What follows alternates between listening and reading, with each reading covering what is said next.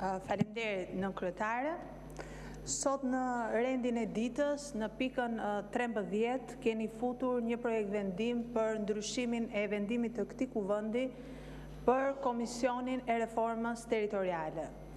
Dua të kujtoj mazhorancën që në konferencën e kryetarëve nuk është votuar as pro, as kundra një vendim i tillë. Dhe është marrë vendim edhe me propozimin e kryetarit grupit parlamentar të Partisë Socialiste që kjo gjë do të shtyhej dhe do të kishte mundësi dhe do të kishim mundësi që të diskutonim për reformën territoriale.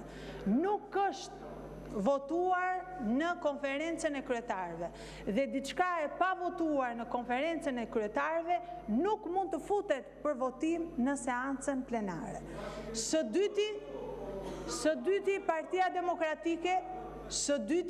Demokratike ka qenë gjithmonë e gatshme për të qëndruar vendimit që ka votuar këtu në kuvend, bashkarisht një vendim i votuar nga të dyja forcat politike për të bërë reformën territoriale. Ju e bët një reformën territoriale në 2014 në mënyrë të njëanshme dhe e pranoni dhe vetë sot që ka qenë e dështuar.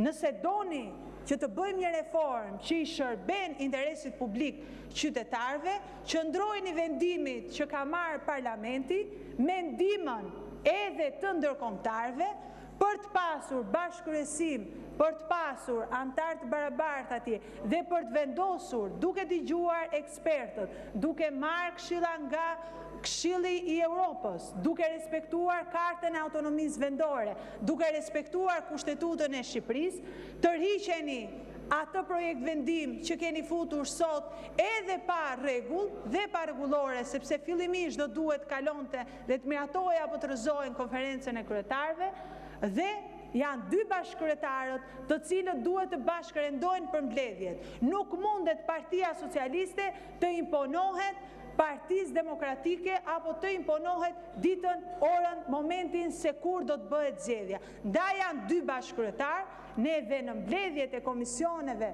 të zakonshme bashkërendojmë me njëri tjetrin dhe pse ka një kryetari në kryetar për të dakorcuar ditën, orën, agjendën.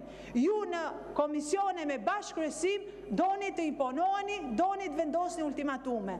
E keni gjithë predispozitën e Partisë Demokratike sepse e ka votuar Partia Demokratike dhe mos veproni në mënyrë të njëanshme për të dështuar paraprakisht reformën territoriale siç e dështuat atë të vitit 2014 dhe sot pasojat i vuajnë qytetarët shqiptarë. Sot pasojat i vuajnë ata që nuk marrin shërbime dhe që e keni dështuar.